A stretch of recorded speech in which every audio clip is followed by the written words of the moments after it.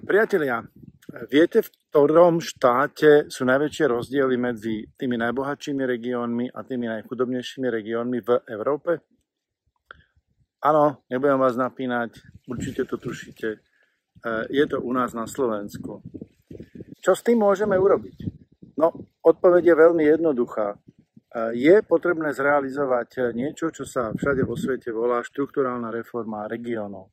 O sociálnych problémoch, o zdravotných problémoch, v zdravotníctve, o školstve, o tom, ako a aký druh podnikania podporiť, ako rozdeliť eurofondy. O tom nerozhodujú ľudia priamo, ktorých sa to týka v regiónoch, ale rozhodujú o tom úradníci, ktorí sú často desiatky, stovky kilometrov vzdialení od ich životov a od ich miesta bydliska. Regióny získajú nezávislé príjmy, ktoré si budú môcť sami ovplyvňovať z pohľadu výšky, najmä tým, že budú nastavovať výšku daní. Tým, že budú rôzne dane v rôznych regiónoch, nastane niečo ako konkurencia medzi tými regiónmi. O podrobnostiach a detailoch tejto reformy určite vám niekedy môžeme porozprávať viacej.